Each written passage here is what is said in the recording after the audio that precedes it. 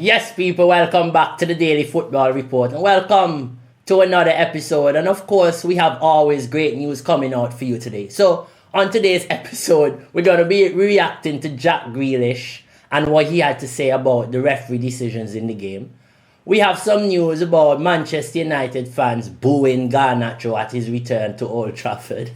But not only that, Arsenal plays Man City in a big game for the title race. Man City is under a lot more pressure than Arsenal, I feel like.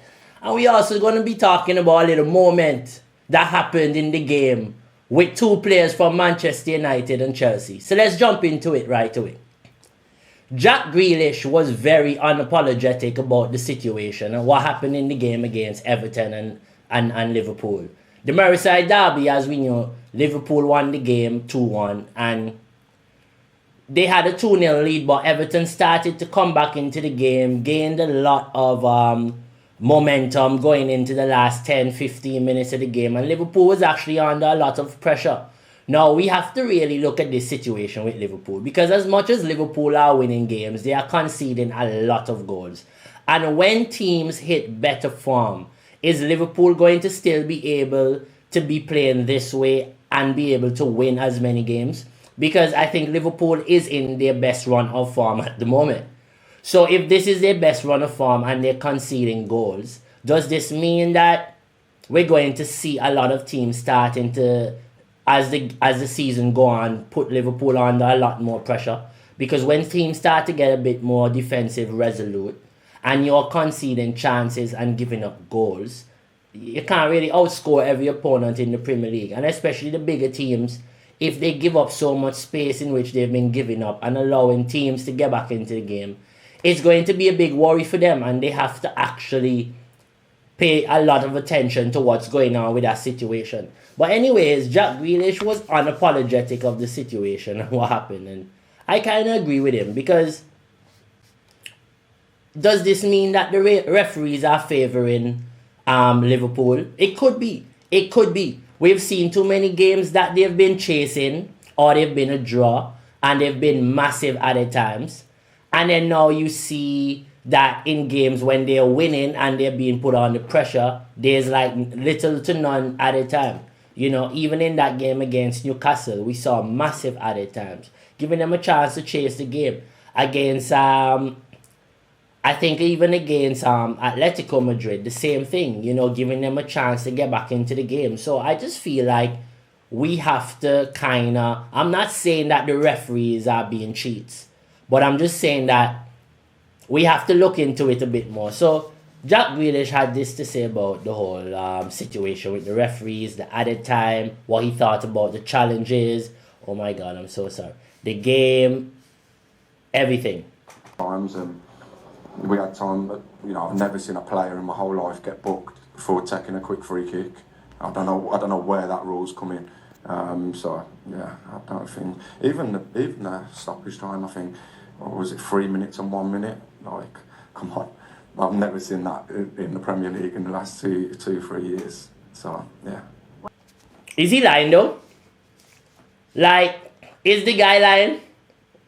How do you book a guy for taking a quick free kick? The only way I can see that is if he does it once, right? And then the referee pulls back the ball, and then he does it again. And the referee is like, dickhead, I just told you not to do this. But the fact that you're losing the game, you're trying to play quick, the intensity of the game, it's a derby, and you're trying to play quick to get in transition, and the referee books you for playing fast, we have to look into these decisions. Because these decisions are actually fishy when you really think about it. And then now you're chasing a game that's had so much time. You know how many players went down in this game? It's not like the game was consistently flowing all the time. There were a lot of stops. Even the point where the referee was stopping Idrissa Gana Gueye, right? For playing a fast free kick. He books him. You know how long that took? That was like 4 minutes. So even then, all that play died, and yet still, he actually booked him, but not only that, added 3 minutes added time. And when you really add 3 minutes of added time, technically that's like a minute and a half, really and truly, to do something in the game. So it's it's like it's the hypocrisy. We have to look into some of these decisions because to be honest, it's real fishy. And I'm not the kind of guy to be like referees are cheats or whatever. I think they're human beings. They're allowed to make mistakes. But when you're consistently doing the same thing, and let me say something, right? When you hear the media starts to push a title race or an agenda, look at the referee decisions towards those teams. Always remember that. When the media start to push an agenda, start to look at the referees' decisions towards those teams. And look, they become very favorable. And yes, sometimes, they're at the team's home. You feel like there's pressure to make a decision because it's normal. Like it's human nature. If you're in the Lions den and you feel like the Lions caving on you, you are going to make a few decisions to calm the thing down, to calm the aura, to calm the environment down before you think you can be salvaged or eaten. So yeah, I totally understand him trying to maybe make a decision to say, okay, here, favorable, calm the crowd down, bam. Which they shouldn't, because they should be making fair decisions, but it's human nature, as I'm saying, and it's normal, and it can happen. So I just think that, I think that we have to look into some of these decisions, but look into other things about it. Man City playing Arsenal. I think Pep Guardiola is a bit under pressure than Arteta. Why? Just in terms of this game, because I feel like Pep Guardiola needs the win to push City up the table to get back into the title race, whereas Arsenal can actually play for a draw and get a result. They don't really have to go out there and kill themselves to get the game. That 1-0 win against United was key for them because now they didn't play well in that game, but they got a result which allowed them now to have enough points to keep it going. Now, even if they lost to Liverpool, which is fine, they still have enough points where I feel like even a draw would allow them to actually be able to play in a better way. Now, in not transfer news, but injury news for that game is SALIBA might be coming back. And that is a big boost for Arsenal because if SALIBA can play in this game, they can get their back four together. Also, I feel like it would be so harsh on Mosquera because he's playing really well, slotting in, which is a good look for Arsenal and their recruitment team because it shows that even when you have a top centre-back like SALIBA out of the team, you have enough quality in the team that's helping you to, the quality doesn't drop, so it's really good based on what the recruitment did. And also Mosquera is a very young player. So if you're to lose a SALIBA to a Real Madrid, which the rumors are being strong, you already have your replacement right there. So it's really good to see Arsenal have some really good quality and talent they brought in the summer. And you can see now that the depth, like the Mainoo Maduakis and the Eze's now and the Martinelli's coming on now. And all these players are fitting in and now you're having seen rotation, you're seeing the quality stay high. So that is a good look for Arsenal. Man City now, I think that they just need to go after the game a bit more. They have to go win this game. And I think Haaland is going to be on top of his game in this one. I'm pretty excited to watch it as a neutral because I like to watch really good football teams playing. And not only that, but what I like to do is watch how coaches try to cancel out each other in the first 10 to 15 minutes of the game. Just be aware of 1-2 things that they see.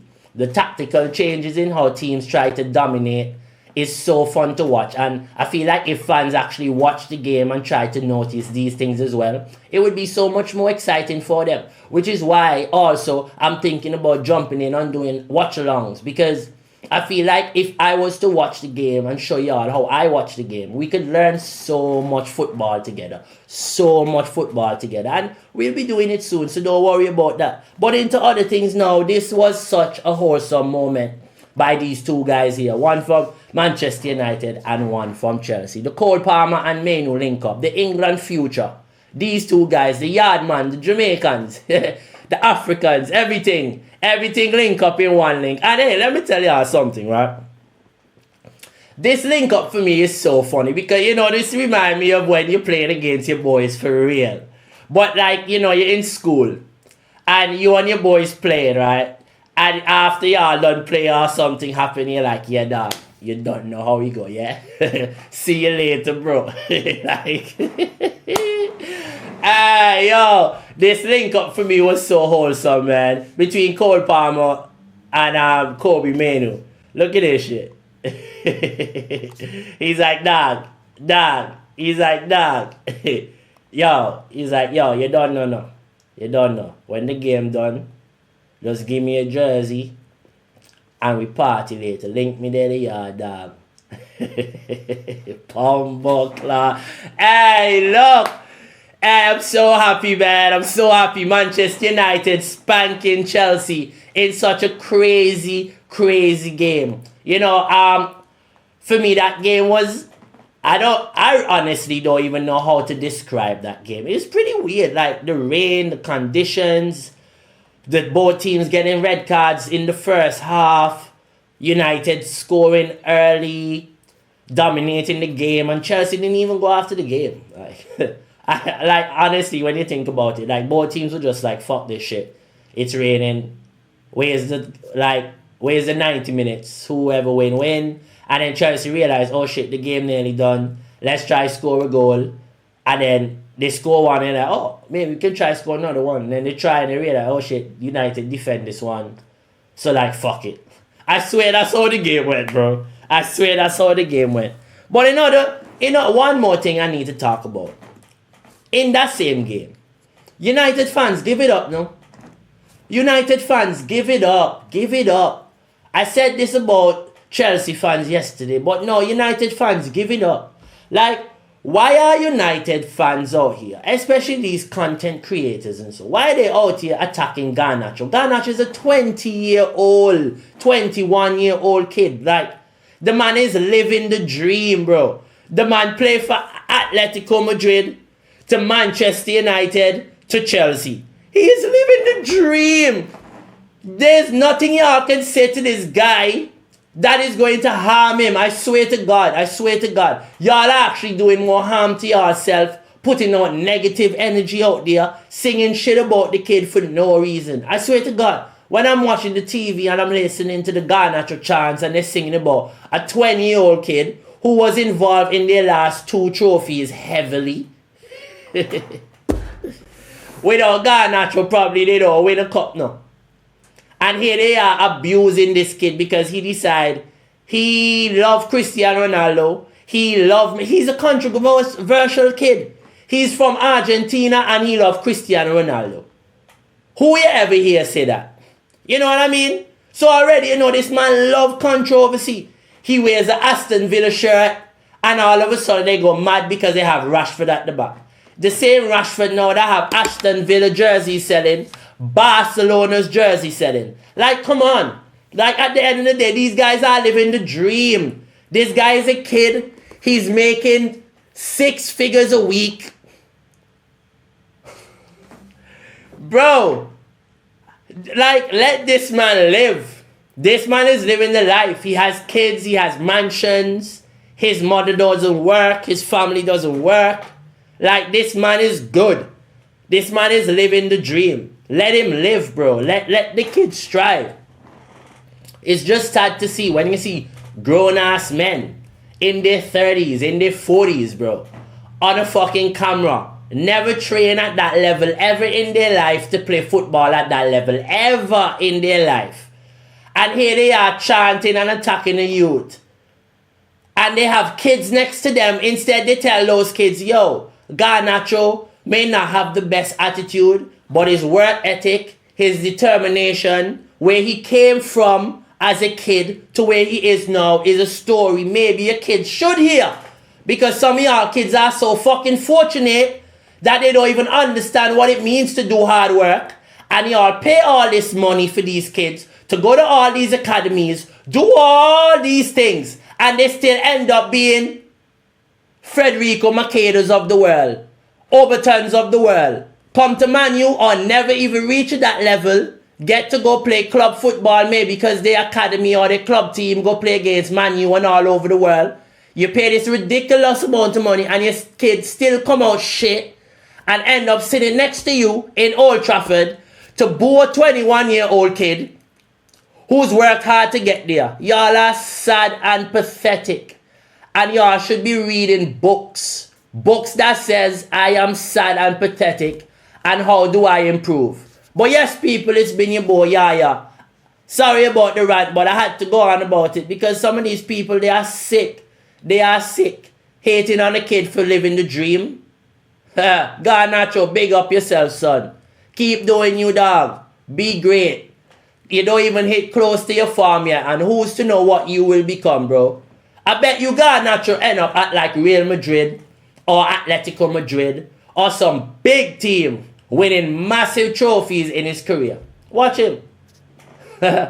Anyways, don't forget to like, share, and subscribe to the page. Please keep hitting the bell for notifications so I can continue bringing you great content going forward. Have a good time. Stay sexy. Look out for the 3 key lessons. The review of Manchester United versus Chelsea coming out later today. Have a good time. Take care.